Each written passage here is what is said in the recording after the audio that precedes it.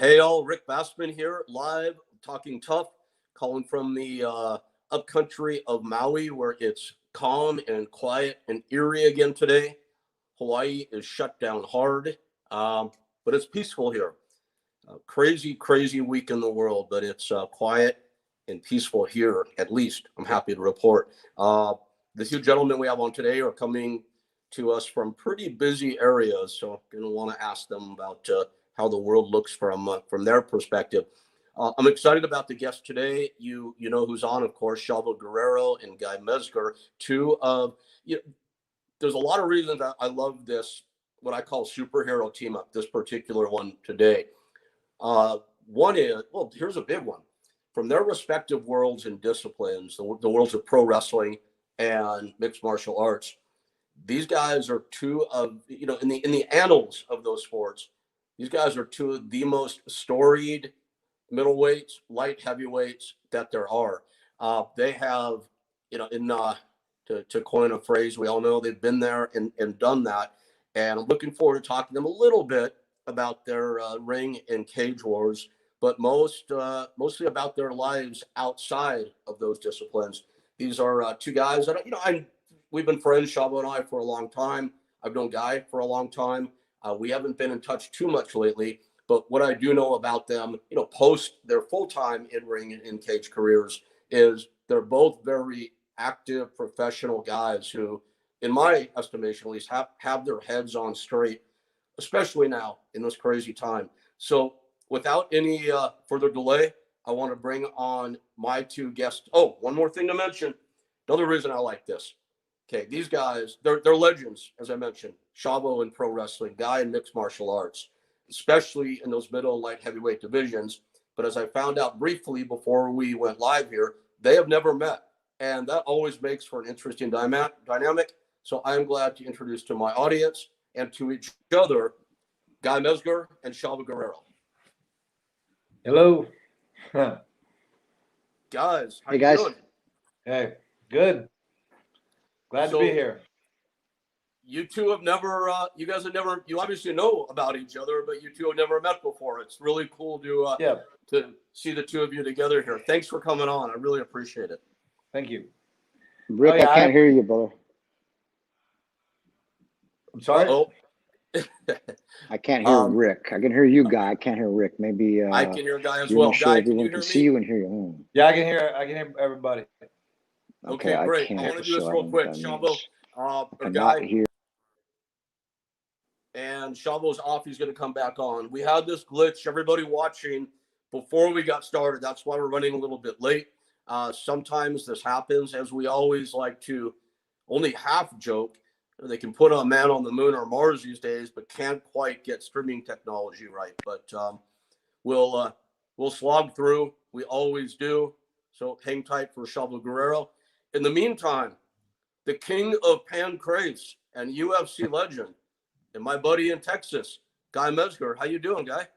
I'm doing well, man. I'm doing well. How are you? I guess you're doing all right. Really good. Thank you. If you got to be quarantined, you might as well be quarantined in paradise. Dude, I tell you, man, it's I'm not complaining. That's for sure. We live testing 1 2 3 for Chavo Guerrero. All good, brother. All right, that's good. I can't hear Chavo now. Guy, can you hear Chavo? I can hear. Test 1 2. Can you hear me, Rick? Can you hear me, Rick? Can you hear me? Thumbs up. All good. I can hear you. We've reversed. Now Chavo can hear me, but I can't hear him. So what we're probably going to do is this. I am probably going to invite my producer, John Paz, of the Two-Man Power Trip, to join us. John is an incredibly experienced interviewer and very knowledgeable about mixed martial arts and pro wrestling. I dare say more so than myself. So, John, do you want to join us and be here to give us a hand today? Sure. All right. And there's a Two-Man Power Trip logo. Can we see you on video, or are we going to watch the logo? Either is fine. Let me I know John's okay, guys. We'll get there. Thanks for bearing with it, guys. No worries, what's man. going No on? worries. Can you let people know real quickly? Let me know, Chavo, what's happening in the Dallas area for you these days. For me, Well, it's interesting. I've had to, I've had to redo my medical practice, around COVID. We're an integrated practice, but I'm the naturopath of the group, and a lot of the allopathic diagnostics, are easy to do because it's either blood or MRIs, things like that, right? And you send it out to somebody else. But mine, I mean, our analysis is, I gotta see you in person. I gotta see how you walk. I gotta see how your eyes look. Things like that. That's my specialty. And so when COVID hit, a fighter with a brain. Where is that? That's good for you. Every now and one slips by. Right. And but anyways, so I, of course, the gym, is it's interesting. It's been going. It's like an autopilot. It was a wonderful. We've always been, really successful there, and that has, that has gone away too. I mean, the gym is still there, but I mean, the money making part of it is drastically reduced, and so this has been a challenging time, but it's also been good because I'm kind of one of those guys that, I wait till crisis happens. Like if Armageddon's coming, guys, hang around me. I'll figure out how to get out of it. I'm that kind of guy. But the problem is I tend to just kind of sit on my ass until the crisis goes on for me to get to do something. And I've been meaning to change up some of the knowledge, whether we do some of our practice. We're going to change up some of the ways we do some of the practice, even at the gym. But things were just easy. We were doing well at the practice. We were doing well at the gym. Life is good, I'm raising my babies, and so why do this? And I didn't, and so I ended up getting this last year was a pretty tough one, which is interesting because my wife had her most successful year in her entire career. My wife is a rock star in the IT business. I mean, everybody knows my wife's name, and she had her best year ever. So as I'm tanking, she's going up. So I was like. So, it was good. It was good. I mean, it was just nice. We didn't get hurt like a lot of the other people because I know a lot of people, especially in the martial art business, had to close down shops. And they're having a tough time going. And it's one thing I've always, Guy, again, like I said before you came on, you and I don't know each other that well. We've known each other for years, though. One thing you've always struck me as, no matter what's going on, you're just a very positive person. And I have to tell you, and Chavo, same with you. And that's another reason I wanted to put this particular mix together. We'll put guys on every now and then. It'll turn into a bitch fest, which is, entertaining in its own right, but not really what we're after usually. I love, especially in these times when most people are so bummed out, having such a hard time. It's refreshing to talk with someone who's doing well. So I'm really glad to hear that, Guy. And I want to point out also, if you follow Guy Mezger on social media, which I do, I don't think I've ever seen anybody that likes and respects their wife as much as you do. So that's pretty awesome, man. Listen, I got a rock star wife. It's, every year since I was 40, I started posting. People make fun of me because I somehow act a little smarter than I really am sometimes. And people were like, you should do like when I turned 40, they go, you should do the 40 things that Guy Mezger thinks everybody should have. So I started making a list of 40 things. Then when I turned 41, I just said 50 third one, this year. But the number one thing that I advise to you is go for that girl who's out of your league. You never know. You might surprise yourself. That's number one, because exactly what I did. I was like, I tell people all the time, it is better to be lucky than good, right? Because I'm lucky. All right. I got a question. I've never been that good to deserve I want to question you on this. I want to analyze this for a second here. Before we talk to Chavo about his wife, who's also very awesome. I had the pleasure of being at their wedding a million years ago, it seems like now. That's awesome. So, Guy, I always again, half jokingly say, for a short, funny-looking bald guy, I've done pretty well with the females. You said you shot above your level. Dude, you're like the middleweight king stud of the world. What was What was above your level? How do you see that? My wife. I mean, Yeah. listen, my wife is about the closest thing you'll see to like a living superhero. You know, like, she's a freaking nature. I tell people all the time. I said I waited older to get married because I wanted to have genetically superior children, and I said the sad part is that it's one day down the road I'm going to have to tearfully admit to my kids that I'm the one who brought down the gene pool. And you know, she's about to be 50 years old now. She has a body like a fitness model. She doesn't even work out that hard. And I think we got Rick coming back. There it is. There you go. I just oh, he's gone again. What they say, Guy? It's happy wife, happy life.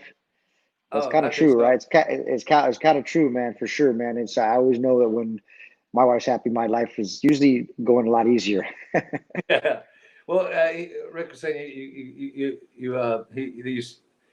that you have an amazing wife too. I'll tell you something. I tell people all the time, but I've always been a fairly self-assured guy in the things that I'm good at. I'm always good at fighting, and I was always a good athlete and stuff. But then, when that world started coming, undone for me, it was an interesting change, And I'll tell you something. My number one rock star cheerleader was my wife sitting there. I mean, literally, it was her who made me make the pitch to Mark Cuban. 3 months later, I'm the president of part of his television company. The division of his television company. So right, yeah, right. I have a badass wife. Yeah, my wife's a badass. No one supports us like that. You got a lot of fans and the people that are supposedly behind you, but they don't see the lows. They don't see the training. They don't see you get out of bed and baby. It's hard to get out of bed sometimes, and all the damage we've done to our bodies from what we've our professions. So to have them be that cheerleader to us and keep us going, and that's I think the biggest part. Oh man, amen, brother, amen. I'm a, everybody needs a team, but there's, Yeah. And that's the one thing I can safely say. It doesn't matter how mad I can make my wife, because I'm not an angel all the time. I know that's hard for you guys to believe. And it doesn't matter how mad she's at me. She loves me more than anything else, And Yeah. and it's like it's to be honest, that's a really reassuring thing, and I can guarantee, especially like I said, I don't know how you handled your transformation, Yeah. I spotlight and stuff like that, and I didn't think it was going to be that big a deal for me, to be honest. I was like, I always had the knowledge, the foreknowledge that it wasn't going to last forever, right? Right. But right. then it really happened, and you're like, what the shit, doesn't last forever? Well, that's it. We know it's not going to last forever, but when we get in that reality that it's really getting over, you're like, wait a minute, I thought I was prepared, but I'm not prepared for this. I'm not prepared. We're so used to doing that routine that we had for so long, which is you train, you fight, get punched in the face, whatever it is, you go on with your life, and you do it all over again, and then when it starts taken away from you, and it's not always on our terms, you're kind of like, wait a minute, that's not how it's supposed to be, Yeah. That's yeah. Amen. I mean, I couldn't add anything other than, to that, Right. because it's exactly right. And I'll be honest, that's like I tell people all the time. That's why I'm good friends and stuff like that, because you can have it too. You have a lot of your buddies who, it's like, you got to have that conversation with them, because they don't know when it's done. Yeah, And for sure. You see that all the time. And no one wants to be that guy. Not even the guys that are those guys. No one wants to be those guys that should have hung it up a few years back. That we all see it, and we all see it. We all know, but no one wants to be that guy. But there's still those guys that don't realize that yet. It sucks. That's one thing about the fight game that that it kills me sometimes. Yeah. Well, I mean, hell, the pro wrestling. I mean, the amount of I always tell people, pro wrestling may be scripted, but it's not fake, because that's a real cheer that just hit that in the head. And Yeah, that yeah, is a really big 10-foot drop he just took on the side of his head. And so it's yeah. like I go, I remember, I I remember wouldn't talking go to pro Ken wrestling. about it. I remember talking to Ken about it, and we're like, dude, well, why are you going back to real fighting? He's like, man, I can't handle the pounding every, week in and week out that the wrestlers take all the time. He's like, I'd rather just, go fight twice a year and be all right. I was like, I hear you, Yeah. man. Exactly. I mean, there was in Japan, they wanted me to they wanted me to go into pro wrestling over there, Right, right. Yeah. And they had a it was a work, it was total works, but they were slightly stiffer works, and they Yeah. had theatrics to it. They mixed a lot of like the lucha libre thing into Right. movements. And I can't remember things, and the guys were smaller. Like I would have been one of the bigger guys. I can't remember the thing, but really kind of cool system. But I started looking at the falls they were taking, Right. and I'm like It- 35. This is like, well, actually, no, I was a little younger than that. No. Yeah. But still, I'm looking at it going, nah. I don't care I'd rather what type of try to fight game step you're in. Whatever fight game you're in, it's a young man sport. In pro wrestling we're able to do it a little bit longer sometimes, but it's a young man sport. It really is. I mean, just the bumps and bruises and just your body doesn't heal like it used to heal. And I don't care, what you're doing, if you're getting punched in the face or fall into a mat, it just doesn't heal like that. And then you got these young guys out there that are, especially pro wrestling, they're like, oh, it's real. I'm really punching your face. Like, dude, relax, man. Guys, something funny. We had last week we had Boss Rutten and Dallas Page on together, and they got into like a pretty good-natured argument about which one was tougher on the body. And Oh, I'd never get in that argument at all. but here's the best That's thing about that's this one of those argument. things that you're going to lose. Both sides are going to lose No, because but- both sides have. We're fighters. It doesn't matter. We're all the but same. I don't care what it here's is. the funny thing about this argument. Boss was arguing, saying pro wrestling is harder, Oh, and Page was saying mixed martial arts is harder. So go figure. Look, right? look. What the difference is one's a little scarier, and Yeah. because one's a little scarier, but it is. I mean, I listen. I did some bumps. I went out there and I took some. And like I said, what convinced me that I wanted to do this was like, one, you have to offer up your body, so you have to trust another man, especially when some of these throws stuff they're doing. I'm like, Right. and listen, I landed, safely. They did a great job on what I was doing, but I still landed from like a 6-foot drop onto a ring floor. And I'm like going, Right. F this. And, it was kind of like Yeah. we were talking about retiring. I guess I was retired 2 year, and maybe it was 2 years, close to 2 years. Yeah, I think I wasn't 40 yet. I was 38, maybe. Yeah, I don't know. I think I was about 30, whatever, sometime around then. And I got an offer from Bodog. They wanted me to fight.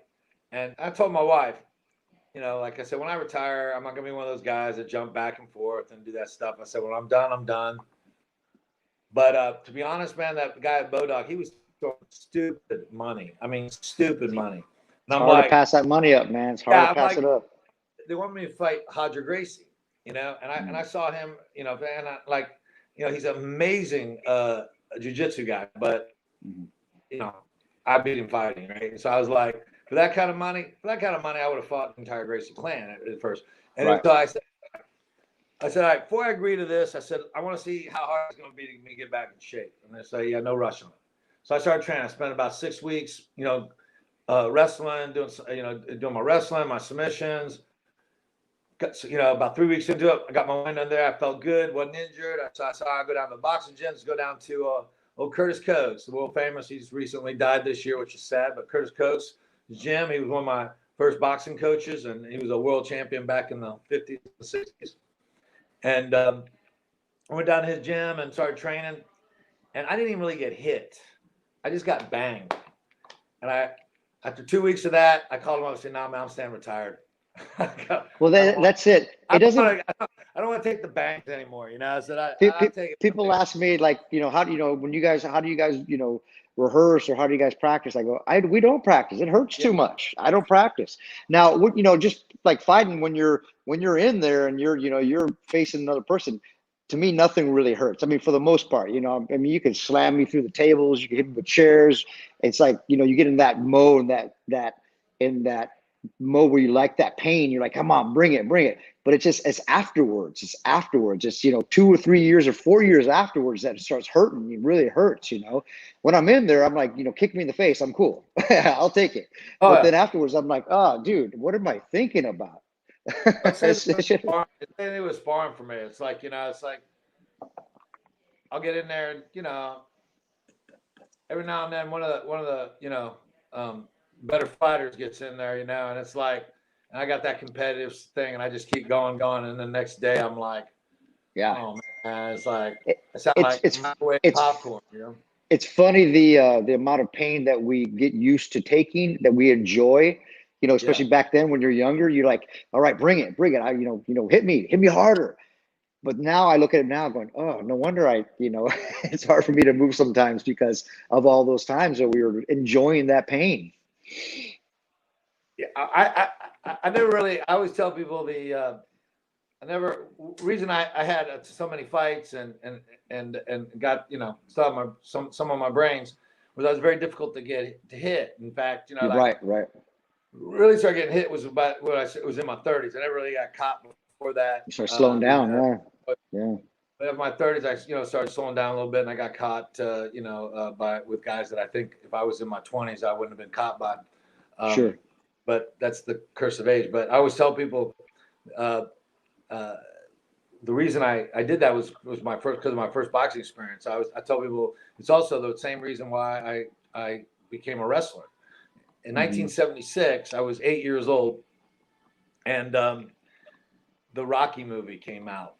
And I don't know if you guys went to the movie theaters in that one, but oh yeah.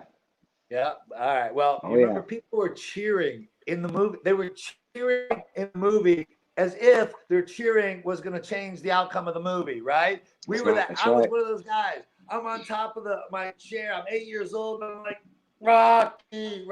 And I'm like, so I'm like, I have my destiny. I'm going to be a boxer. That's what I'm going to be. And this is the 70s. So every rec center had boxing back then, right? You know, I mean, that was a prerequisite. Join the boxing team. 3 weeks into, the coach is like, hey, you want to spar? I'm like, oh yeah, I'm Rocky Balboa, right? I go out there, boom, right in the nose. My nose literally bled for 3 days straight. Right. When I got back to the thing, I joined the wrestling team. So Chavo, you're probably on the other side of the theater cheering for Thunderlips then. Yeah, for sure, man. I was over there cheering for Hulk Hogan, and when he picked him up, and that was my side.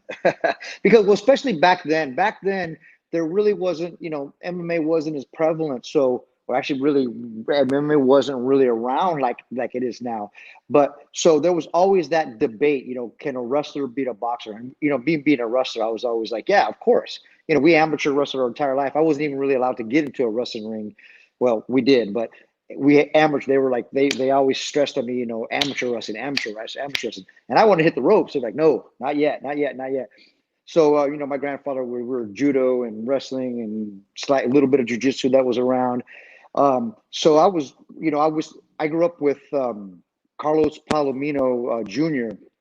went to my high school. So he would always tell me about his dad. You know, his dad, oh, you know, boxing can beat wrestling. And I was like, no, it can't. You know, it can't. You can't. Wrestling, you know, boxing cannot beat wrestling. So we always had that riff, you know. So of course I was always cheering the, you know, Thunderlips. Yeah, it's funny. It's funny that you mentioned boxing can't beat wrestling, because that's something you would have known that your entire life with your pedigree, I'm sure. That's something the general populace didn't even understand probably until, the late 90s. Well, I mean, if you fight a boxer, you stand up with him, well, he's going to pick you apart. That's his game. You can't do that. Yes. But yeah, our thing was always, you know, stay away, take you down, choke you out. That was our thing. You know, we'll take a couple shots here and there, and if he doesn't knock you out, then you're going to be okay. Their shot was to knock you out. But I mean, I love the sweet science. I love boxing because it's so technical and so beautiful. But I came from the side that we always thought wrestling would win. You know, who knows? Sure. It depends. It depends on the fighter. we lost Guy, and he's going to dial back in. I have to Yep. say, Chavo, I think we're like on episode 64 or 74. I'm not even sure. This is Right. by far the easiest one I've ever had to do. And I hope Guy comes back on because you guys are both so good at this and so experienced at this. Right. I Right. just feel like Hey guys, I don't know what's going on, but I just keep You let blacking out. let the fighters I let the fighters talk. Chavo, when you're dialing back on, that this is by far the easiest interview or conversation I've ever done for Talking Tough, because you guys are both so experienced and so good at this that I can like head to the bar. I can come back at the end of the hour and we'll get like the best reviews we ever got. So thank you guys for this, man. You're making it really easy. No. To a guy, when you left, we were talking about, growing up in the wrestling game and doing amateur and all that stuff for, our entire life before that. I grew up with Carlos Palomino Jr. went to my high school. So we always had the debate that boxing, he always thought boxing could beat wrestling. And I was always, no way, it can't. Wrestling's going to beat boxing. No, it can't. Yeah. I mean, unless I box you, well, yeah, you're going to knock me out, But we were always, I just, stay away, pick my spot, take you down, choke you out. And, we always had that, so that's why I'm such a wrestling fanatic and a wrestling fan, but. I'll tell you all the time, it's like, I grew up in the 70s, Right. We had to deal with things like, forced busing, which was a great idea, just didn't work, So literally from kindergarten on, we knew about fighting and all that, I tell you all the time, it's like, when I was just like, I'm sorry, the thing started going again. I thought I was about to lose you guys. So, so when I started wrestling and I was good at it, right? Like that, I was like, it changed the dynamics of everything in that thing. I tell you all the time, I never lost a fight in the street, because using my wrestling, I sit there and I go, and again, like I said, I grew up in the 70s and 80s, and fighting was a rite of passage back then. It was, of course, we didn't go back to our home, get a gun and shoot the entire school up for it. Like it's changed for sure. I just saw a post in the bottom from Yogi who said he was a bouncer, and I was going to mention that before, but he says he's never seen a fight stand up and just fight like this. It always goes to the ground. I mean, I've been in 100 bar fights and never once have we just sat there and duked it out. It's always ended up on the ground every single time, unless I got a chair broken over my head. But Right. Well, I always told everybody, I said, most of my fights street fights are never go to the clinch, because once I know I'm having the trouble, I punch them, and it's usually that's it. No, for sure. Everyone thinks they're a tough guy till they get punched, because I tell people all the time, you've never been punched by somebody who knows how to punch, because if you did, you would be scared. I said, I'm not even a big puncher, but I still would put you to sleep so quick and be crying, oh. Hey, just have a boxer give you a kidney punch just once. Just once. You're done. You're done. It's over. How about a nice left hand to the liver? Even better. A liver punch, or once you get punched in the mouth and your teeth break, you usually stop. Well, like I said, my first boxing experience, my nose got banged up so bad. Like I said, I became a wrestler. Right. It hit no more. We have a lot of people watching. We're getting a ton of comments. So I want to throw one or two in. Yogi, who you just responded to, he's a good personal friend. So I just want to say hi to Yogi. Guy, so you're the king of Pancrase. I'm a student. I've been involved in the sport since early days. I know what that is. Was a huge fan of Pancrase. I was a huge fan of Pancrase. I loved Pancrase when it came out. But Guy, we have a lot of people on today that know both disciplines. There's others that are just wrestling fans, others that are strictly mixed martial arts fans. Yeah. How would you summarize the significance of Pancrase to people that are not familiar with it? Well, okay. Well, first of all, it actually has a much bigger impact on MMA than and I'll explain that in a minute. But really, the what Pancrase did in the wrestling world was it showed that you could have a shoot style fight. Guys, I might get kicked out of here again. I'm sorry. You could have shoot matches, which is a term for real bouts in wrestling, and that it was viable enough, entertainment enough for the wrestling fans. And so when Pancrase came out, it was in Japan. It was featured both in pro wrestling and in martial arts. Right. You know, and it changed. And to be honest, it changed up the way they did because they were doing some stiffer forms of wrestling and stuff. But then they said, then they realized, okay, even those things like rings and UW, they all started to have to go to shoots, and that's why all the big wigs faded off because they weren't capable of really doing shoots. And Hey, yeah, first time my father was a good friend with Billy Robinson. So we were at the old Cauliflower Alley Club reunion one time back when it was in LA, and I was like 17 years old, 18 years old, and my dad's like, hey, Billy, I'm thinking about sending my son to Japan and come training with you. So Billy was like, yeah, no problem, we'll get him UWF. Okay, I was like, all right, do some pro wrestling stuff. And then I saw UWF and I'm like, holy shit. These guys are killing each other. Yeah, it was stiff. And then so the significance of it on that end was it showed the viability of doing shoot style matches. You know what I mean? That were entertaining. And then the other side was the fact that it showed that pro wrestling can be a viable martial art. So Funaki and all those guys, they came up there. But you see the difference in Japanese pro wrestling. I don't know if it's still that way, but back then is you really had like you grew up really wrestling. Now most guys today don't. They're good athletes and they're stuntmen basically. But back then in Japan, you had to know how to wrestle. You had to know how to do it, and you may and then because a lot of times they had work shoots in all sorts of pro wrestling things in Japan that was a big deal. So you might be called on to do a real match. Like usually it would be like some smart aleck who, oh, pro wrestling's fake, and they put him up against some tough shooter that twists his head off. And so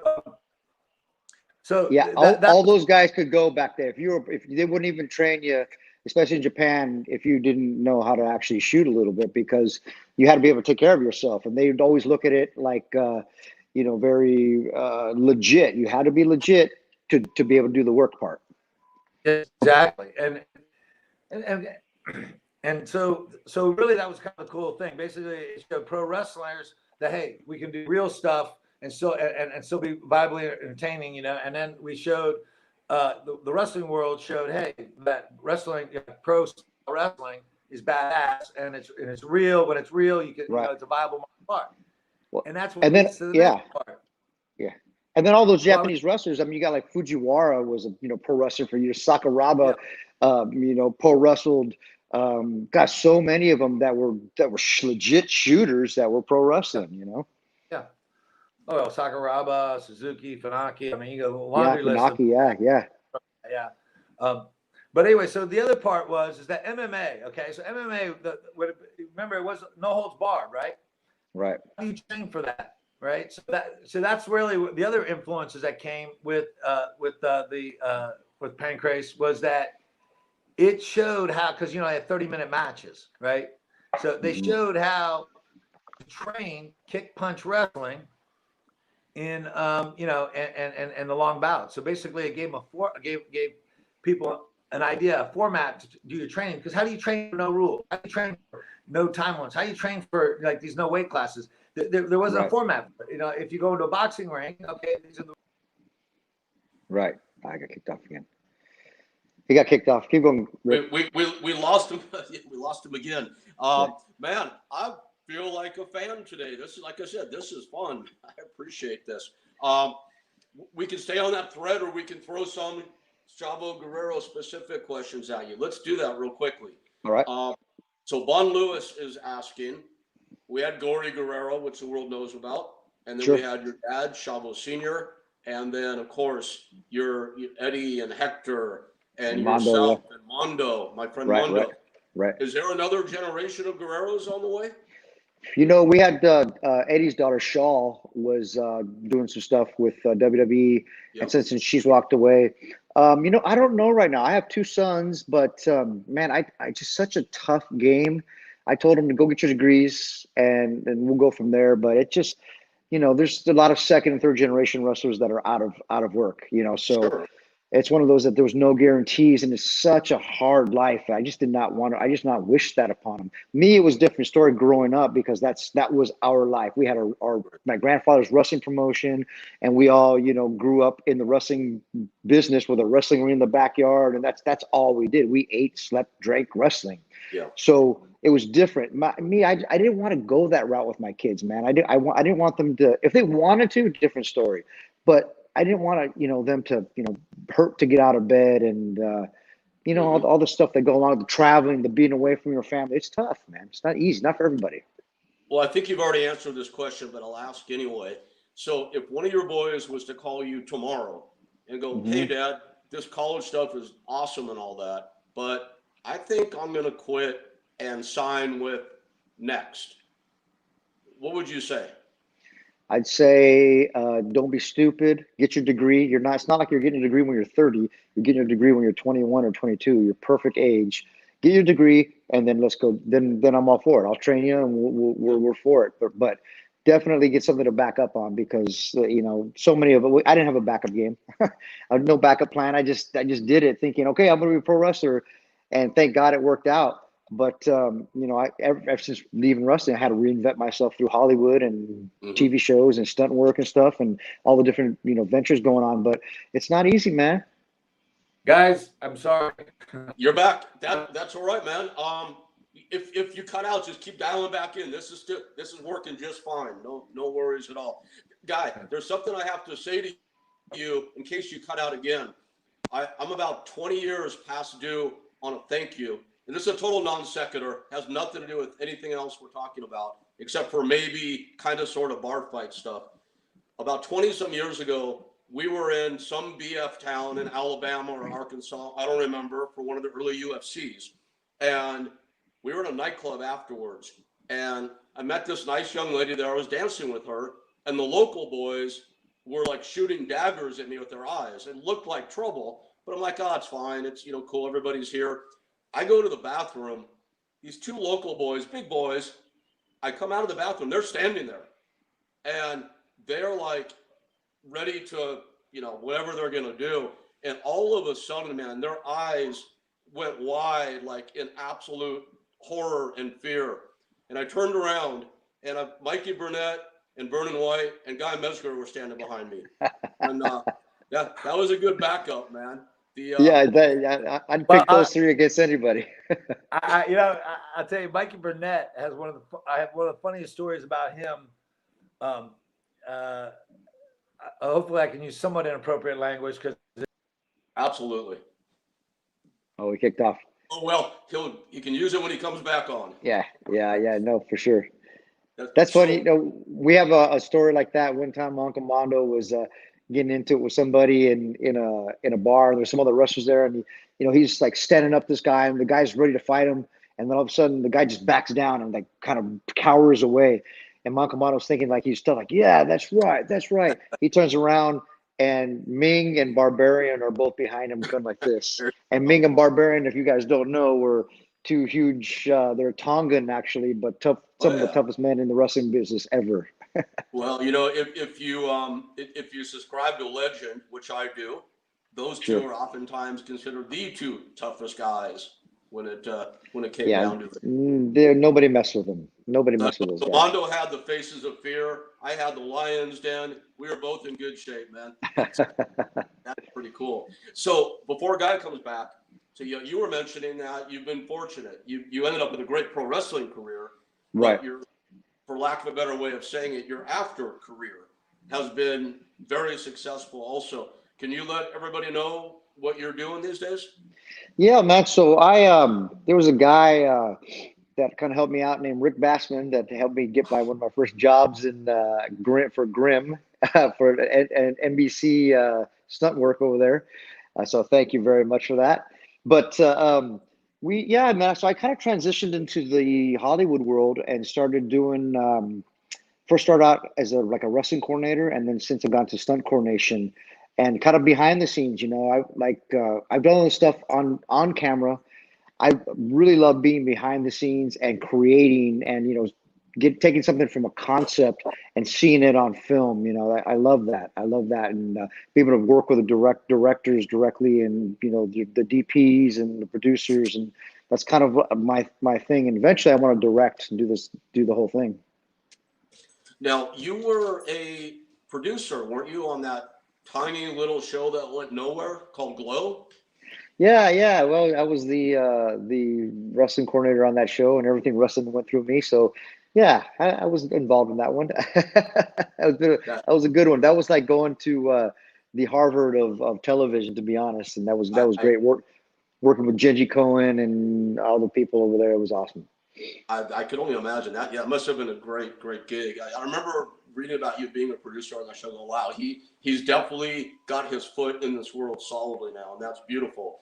But I have to tell you, man, where I was thanking Guy before, I have to say I'm a little disappointed in you, because I think you know that I'm single these days, and I know I asked you to hook me up with Allison Brie, and I'm still waiting.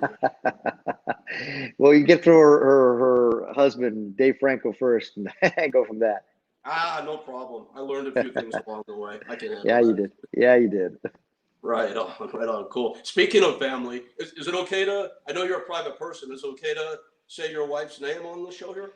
Don't say her name, but we'll just right. say, yeah. How is your amazing wife? She's an incredible person. I was at your wedding. How long ago was that now?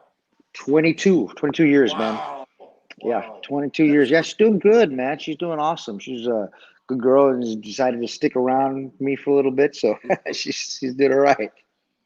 That is fantastic, man. And so what is okay? We didn't talk at all before the show, and usually I talk to people Right. for a few minutes, and we there's no rules on the show. The only thing we try to avoid at all costs is the bad P word, politics. So without getting political about it, how does the world feeling where you live these days? I know you live in a busy area. I won't say where.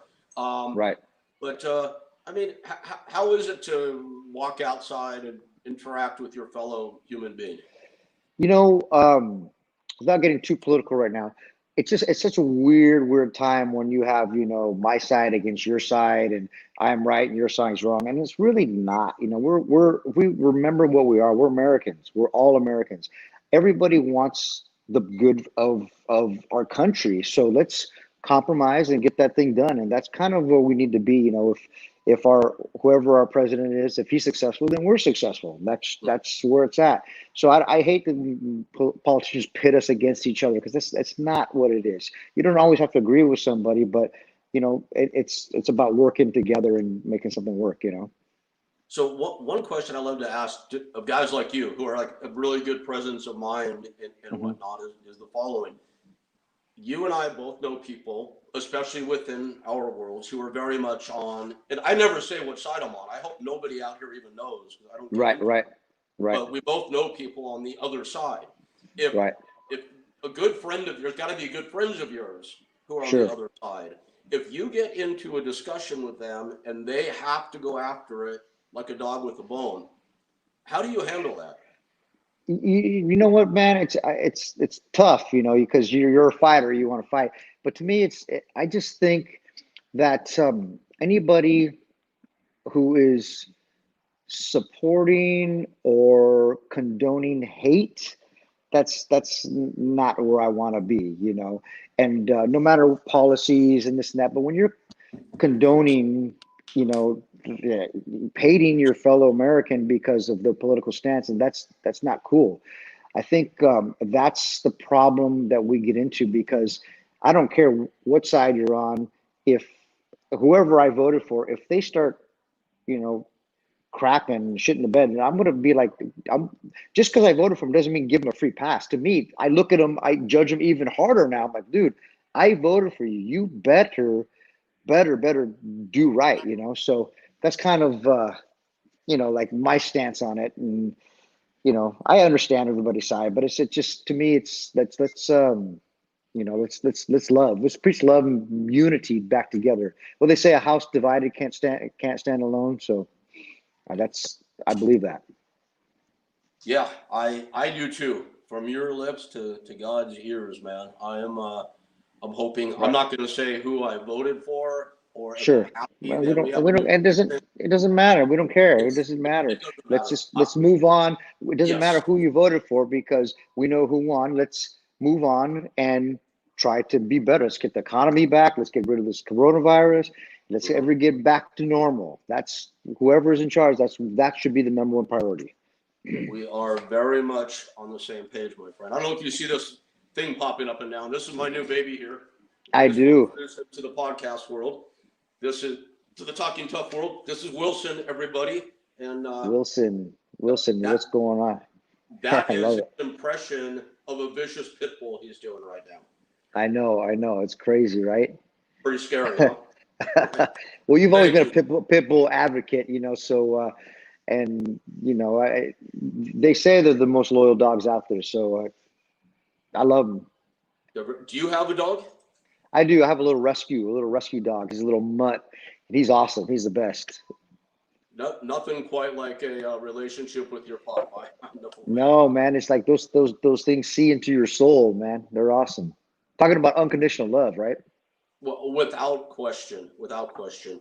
We have a question for you, asking why with WWE hiring so many of your contemporaries, i.e., the Hurricane Helmses, the Adam Pearces. Why? I think I know the answer, but I want to ask you, why have you not gone that direction? Well, a few things. First of all, they haven't asked. Second of all, you know what? I would have to give up too much to sit there and go back to WWE full time. WWE takes, you have to give up what you're doing in your life to do that. And I have so many other things going on with, Hollywood and my own ventures, my own cigar company, my own beer company, my own podcast. So it's hard. I think it'd be hard for me to give up everything like that, So with me, I just, I don't know, man. Sometimes you just don't have best relationship with them. Sometimes, sometimes. And also, I quit there. I left there, and sometimes they don't like when you when you leave there. But that being set aside, it's all about making money. If we can make money, and Vince thinks like, hey, Chavo, let's bring you back in, make him money, make me money, then it works out. If it doesn't, then it doesn't. There's no hard feelings. It is what it is. To me, I've learned everything that I'm doing now is really because of what I learned from Vince McMahon. So. That's the truth, with TV production and camera work and directing and just everything like that is really learned from Vince. Now I've taken it to, taken and run with it a little bit, but really the basis all came from Vince. Yeah, no, I hear you. He's an interesting guy, and I know we don't want to get too stuck on him or WWE, but Sure. it sounds like you obviously have a lot more experience with him than I do. Although I do have a very small entry in my book where it says Vince McMahon has been very, very bad to me and very, very good to me, but mostly good. I think everybody could say that. I think everybody could say that about Vince. I think so too. Yeah. He's a billionaire for a reason. There's a billionaire. He's not in the charity business. He's there to make money. If you can make him money, you're going to have a job there. If you're not making him money, then you're not having a job there. Think about your Starbucks, working at Starbucks, the owner of Starbucks, or even the store you're working at. He's not there just to give you charity and just sit there and drag your feet. He's there to make money. And if you can be an asset to the company, then you're there. Once you figure that out, then that's really all there is. Yep. True enough. Absolutely. And I figured the answer you gave for why you're not there, that's exactly what I was expecting. I know you have so much going on now and you're doing well. We're getting close to an hour, so I don't want to keep you too long, but do you have a 5-year plan? What does the future look like? What are your biggest hopes in the world right now? Yeah, dude, I got so much stuff going. I got a lot of irons in the fire, man. I started flipping houses. I'm always a hands-on guy, so I'm always doing construction and that kind of stuff. So I started flipping houses there too. I kind of do a lot of things. So this is my thing. Before I had wrestling right here, and once wrestling dried up, when I left wrestling, money dried up. Right? I was like, what am I going to do now? So now I diversify everything. So now I have I do, a little bit of signings, and then I got my beer company, and then I got my cigars, and then I got my stunt work, and then I got my Hollywood stuff. And then when something dries up, I just replace it with something else. And at the end of the day, that all comes down and has a little pot. So I kind of diversify now and do just a lot of different things, and just I love being my own boss. I love being able to do what I want to do when I want to do it, go on vacation when I want to do it. And we all got to work, we all got to pay bills, and you might as So well of do all something these you like. different things that you're involved in right now, do you have a favorite? Um, I love the Hollywood business, man. I love getting behind the camera now and just creating, man. I think that's my favorite thing right now. I Do love you that. see writing, producing, directing, is all I've that in I've already produced. I was a supervised producer on Lucha Underground. Yep. I produced the 2 episodes of the Dark Side of the Ring that I was on, the Eddie and Benoit story. Uh, so I've got a bunch of stuff doing that. I'm doing some work with $7 Productions. So in the future, I'll do some more producing and maybe some executive producing. That's something that it's all creating, man. I love creating that stuff. Yeah, I know you've always been a master of your own destiny in that regard, as much as you could while you're with WWE. Right, Obviously, right. Yeah, you it's try, man. You try, and what happened with us is that me and the Guerreros, we love the wrestling business. We fell in love with the wrestling business. So all we did was wrestle. But wrestling's gotten so big now that you can take that experience that you have working with a billionaire on a daily basis, and you can expand that to other parts of the world. Really, everything that I'm doing is still basically wrestling. It's just different parts of wrestling. Everything I'm doing in Hollywood, it's what I learned in wrestling, even though it may not be wrestling, but it is what I learned in wrestling. Working off the Guerrero, off my character, my brand that I've made, that stuff, it still basically stems from wrestling. Without wrestling, at least for me, without wrestling as that base, then I can't do any of the things that I'm doing right now. I've always said, for as long as I can remember, that everything you learn in pro wrestling can be applied to the rest of your life, and certainly to Absolutely. So, but I hear you on that one. Now, your brand. Yeah. Before we let you go for the day, Yeah. our producers have had several different links up for you while we're watching the Right. podcast. Hopefully, All right. people have reported those. Cool. Where do people want to go right now to really focus in on what you're up to? Anybody can go to my Instagram. I pretty much put everything on my Instagram, which is Chavo Guerrero Jr.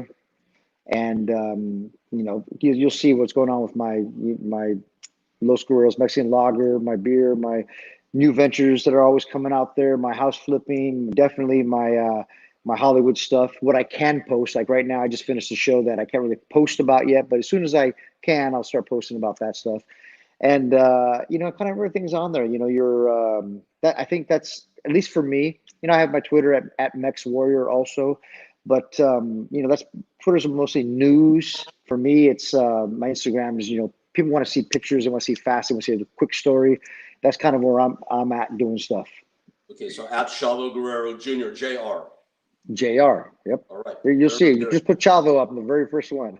Oh, that's great. That's great. Yep. Yeah. So I got a text from Guy saying he's having technical difficulties and No tried worries. to rejoin but couldn't. He wanted me to let you know that he said it's very good to meet you. And yeah, for sure. I think we're all on a text thread together earlier, but if you don't mind, I'll share your contact information with each other. Please do. Yeah, please do, man. And we'll just do this again, man. We'll do it again when we have better connection, and we'll knock it out, bro. Maybe you'll have them on your podcast. I know you have a podcast now. That's great. Yes.